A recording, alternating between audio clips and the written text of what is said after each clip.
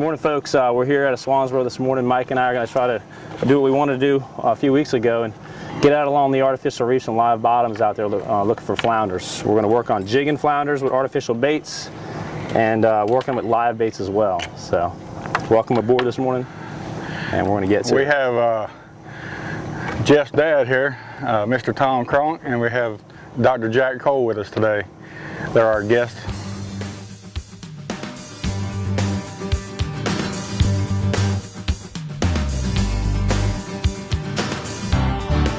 All right, folks, we're out here. We're actually about a mile off the beach right now on some live bottom.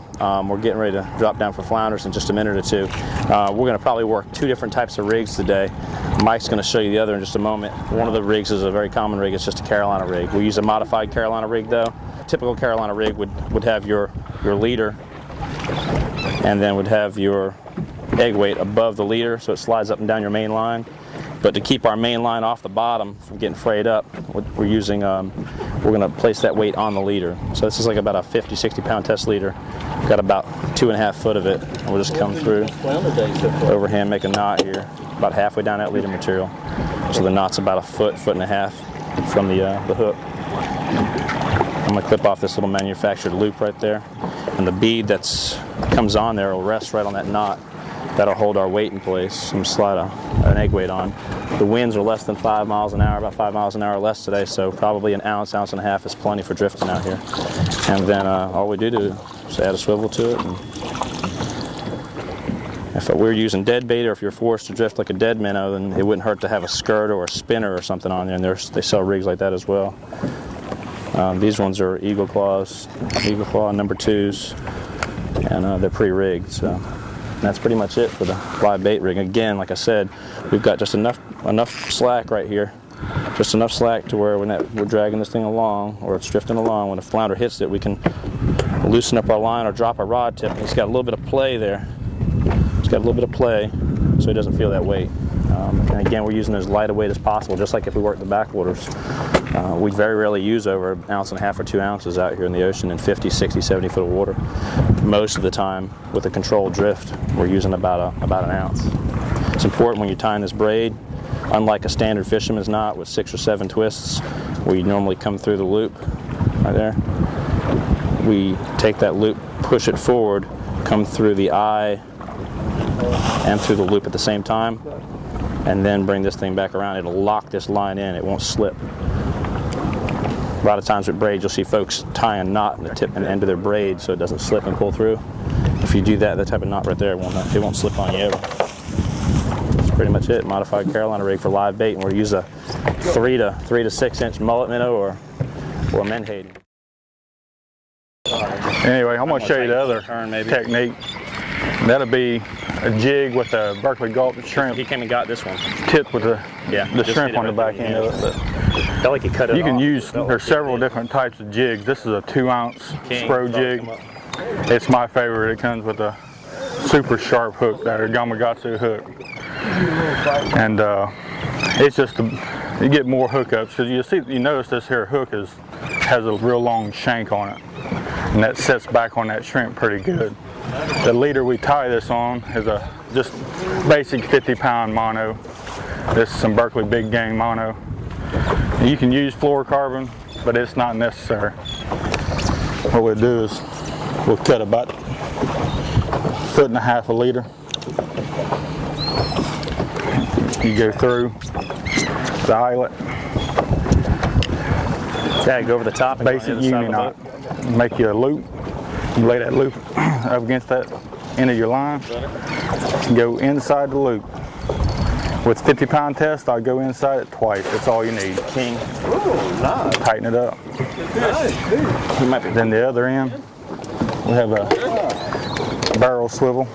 I'm sure that's a tsunami. And it's the same knot, just a basic uni knot. That's okay. Make a loop. Put that loop up against your line. Go inside the loop twice. Tighten it. And all we have to do is cut off the tag ends. Look through the back end of that shrimp. You see him here? Has his whiskers. There's the bottom. That's his legs. And a lot of people ask me, which side of the shrimp? We'll use them this tears up. You can hook him just about any way, but you come out right there. That's it. You jig on the bottom with that. We're going to be doing a controlled power drift today. We're going to try to keep the boat right on the break, right where the ledge is at. That's where them flounders, they like to lay either on the top or right next to the bottom of that ledge. Right here we're on key post, and we have probably about a good eighth of a mile of a ledge that runs perpendicular to shore there. So it's that current breaks over top of it, rolls, and then flounder, they'll get right up next to that ledge, and you'll find them, they'll be on either side of it. If you keep your boat, you know, we're not going to anchor today. We're going to either use the trolling motor or the motor, and just bump it back and forth on that ledge. Keep the boat right on that ledge and just work down it. Jeff and I both have the same machine, and we have these numbers. We'll go and, you know, once we find a ledge, we'll zigzag down that ledge and we'll mark it. We'll put our marks, we'll find which way the ledge is running. Then we go there, we'll start on one end of it, and by the time we're done, we'll be on the other end of it. There's this 2 ounce, using this 1.5 to 2 ounce spros or any bucktail. We're tipping it with a scented bait. We're using a Berkeley Gulp shrimp, 4-inch shrimp. But we're just sending them to the bottom, and you jig them. Most people are familiar with jigging sting silvers for gray trout. It's kind of like jigging sting silvers. The only difference is with a sting silver, a lot of times you snap up about a foot, 1.5 feet or so, and you just drop the rod tip real fast. With the when you're jigging for flounders, you want to, when you snap it up, you want to let the bait pull the rod tip back down. In other words, you want no slack. You want your line taut, no slack going down. That flounder will hit it every time. He'll hit it on the fall. They're not usually going to strike it when you're pulling up. He's going to hit it on the fall, and a lot of times they'll spit the bait out once they realize it's not natural. That just feels like a small flounder, maybe. A real small fish. That hook set on these flounders, when you're working jigs, you always hear folks talking about little one. Don't need the net for that one. He's only 2 pounds, so Mike just slung him in the boat. Yeah, if you feel any kind of resistance or anything on the, feel like you're hung on the ledge, hey, set the hook. Go ahead. He was just, Mike set the hook on there, about ripped his lip off. See that? But yeah, you want to. It's an instant set. You don't want to give them time like you would when you're fishing a live bait. You know, they strike at the thing real quick. It's a reaction strike, where that's bouncing along the bottom like a shrimp or something, or a wounded bait. And as soon as he hits it, instantly give it all you got and set it hard too. Got a little something on here. I don't know what it is. All right, Mike, let somebody else catch something. All right. Definitely not no flounder. Well, maybe it is a flounder. It's a baby. Something. I don't know if foul hooked something again. Trigger fish. Trigger. There you go. Nice. The perks. About a pound trigger fish. These Nearshore live bottoms are covered with them, about 1 pound to 3 pounds anywhere in there. Most people don't catch too many of them because they have real small mouth on them. And we don't usually catch too many jigging. You'll catch one every other trip or so, or a couple. Usually snagged. Hold him up there. See that there? This is why I call them a trigger fish. See that fin? Can't budge it. Can't move it. You gotta pull his trigger. That's it. Pull that trigger. Mike's amused by the smallest of things. Yeah. We're gonna eat that one for sure. If you're gonna flounder fish out here, you're gonna catch some of these. That's all there is to it. That's a oyster toad. Oyster toad. Yeah, they actually eat right there. There's a lot of meat on the tail. I got clients that eat them. They're too ugly for me to eat. So. Nice one. Nice one there. He nailed it on that fall. Oh yeah. It's solid 3 pounds, 2 3/4 anyway. He broke it right there to the eye. You always gotta check that leader. Evidently I'd hit a piece of that ledge. And when you hook up a flounder, he's usually real heavy. Rod's really bent, you know, depending on the size of the fish, but really bent. And you get this quiver. It's like they go into convulsions. It's this real tight shake to the rod tip. Unlike most other fish don't do that. Most other fish pop it a few times, the rod gets soft, it gets heavy, it gets soft. So I just had a real big one on and I missed it, but normally we take and either run the outboard or the trolling motor and stop the boat right there, get a few rods right there, and that flounder will strike again. usually within a few taps, you hook them up. I didn't set the hook hard enough, I guess, and the hook didn't pierce through the backside of the gulp. I folded it over, grabbed it, and he was just holding on to it. I had him by the tip of the hook there.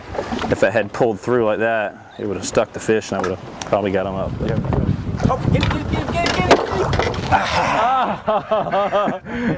I told you to get the net. What I said.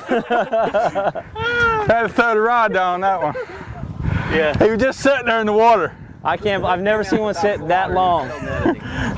I've never seen one sit that long. That's on the big kahuna there. Yeah, show him that bait. He's about 16 inches. Right there. That's another gulp bait, just a different style. Nice one. I got one about 3 plus. 3 plus.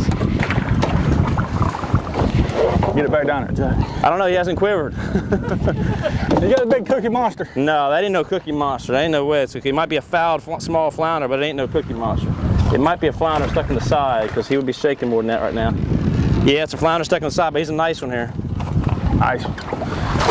Oh yeah. I like that. He's still right at 3 pounds. That's good. And that's foul hook. Zoom this all the way in. It just went from 46 to 49.5. That's a 3-foot ledge right here. And we're what? Half a mile off the beach right You now. can look at the beach here. We're probably about 2 miles at the most. Both of them fish right then we caught were on the 46 foot, so they were on the top end of that ledge. And what it is, we have a slight west current coming down the beach. And if you can picture that ledge here, there's the top end of it. That current's coming down the beach, hitting that ledge, and coming right up over top of it. And these flounder are laid, waiting for that bait to come with the current. And they're just sitting there, waiting for the bait to come over the ledge there. So a Mike real quick. Mike likes to wait till I get the net under him, and then he jerks the flounder in the boat. He's just at it. That one hitting the deep edge. Yeah. He hitting the 49 foot. Look, again, look what he did. He struck at it, missed it, but one good hook set, he's in there. Yeah, the one's that close, he's got a 15 and a half out here. He is 15 3/4, so he's a good one. Oh yeah, he's 15, a good one. 15 3/4. So he's a good fish. I don't know.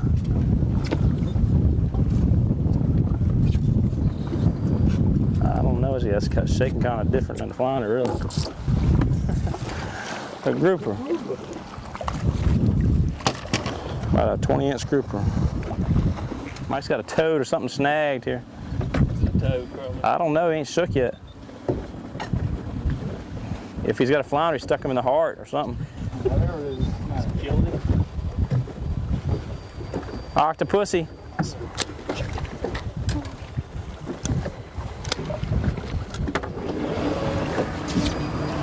Decent one? He's decent. He's not a monster. Oh yeah. Might be a keeper.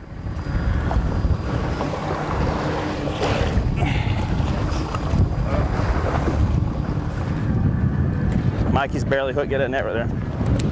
Nice one. You're right on my flounder number. Jack, can you grab that net though?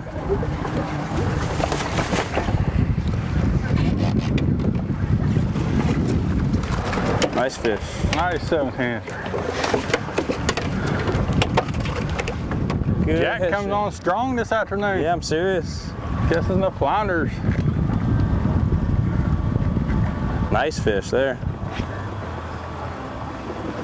Getting up to the top. Oh yeah. Nice fish here.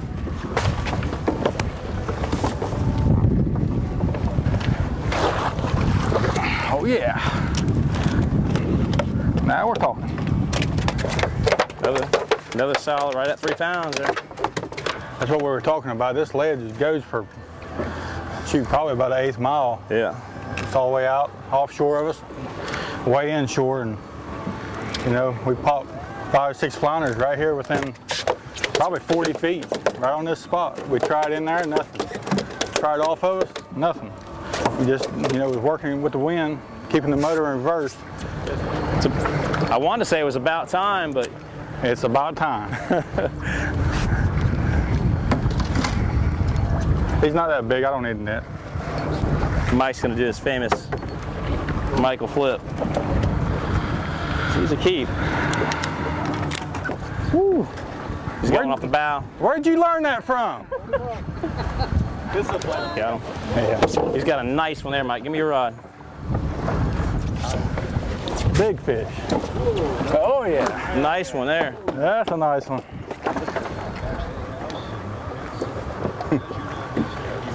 Here he is right here. Nice fish.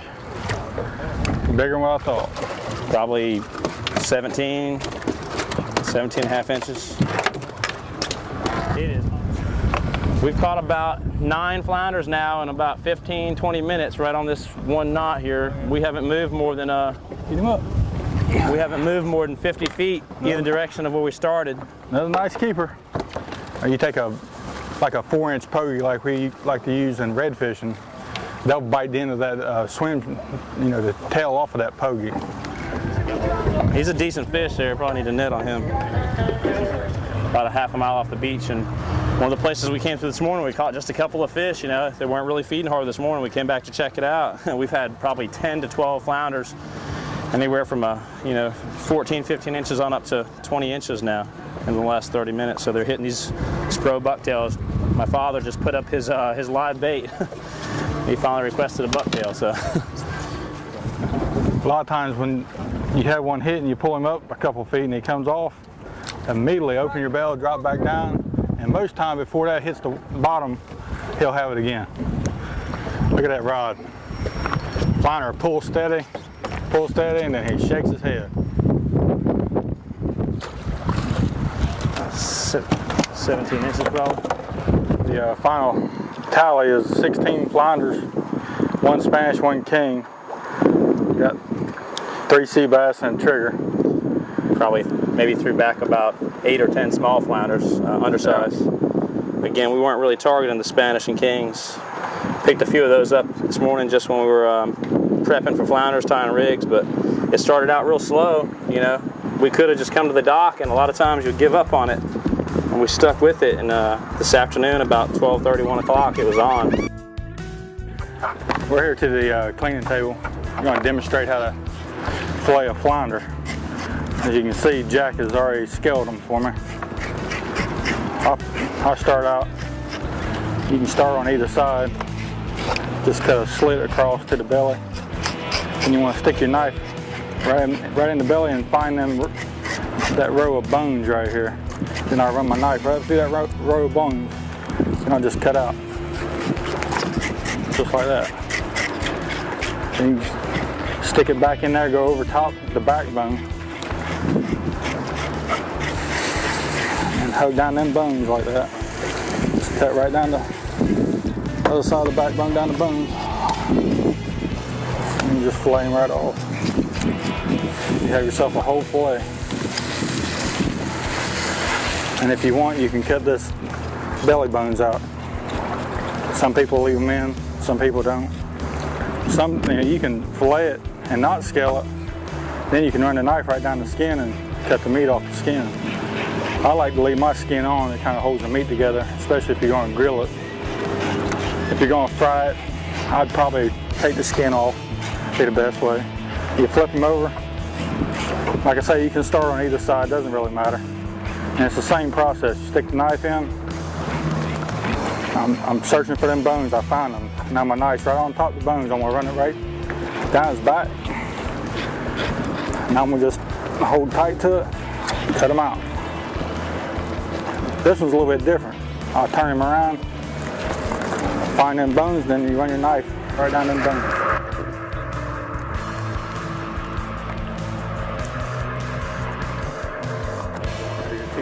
Two fillets. Cut the belly bones out. There you have it. They're pretty simple.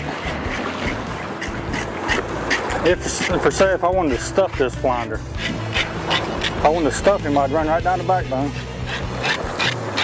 Cut straight down the backbone. Then you'll take him cut the meat off the backbone, but don't go through the skin on the outside.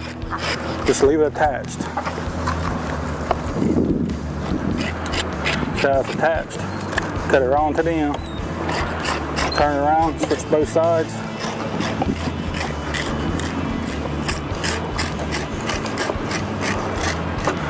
Now if you wanted to, of course I would cut his head off, cut his tail off. Then you have your 2 pockets. You can stuff that full of crab meat. I'll tell you what I like crab cakes. I'll stuff it full of crab cakes, maybe throw some shrimp in there, bake it in the oven for, I'd say about 50 minutes for about an hour. Since we're not going to do that, I'm going to just go ahead and cut these off. But that's another way. This one here, scales are on it. This is a quick way to clean them too. If you're going to fry them, this is the way I do. You just fillet them the same way. Find them bones. Run that knife down the bones. Lift that skin up, meat.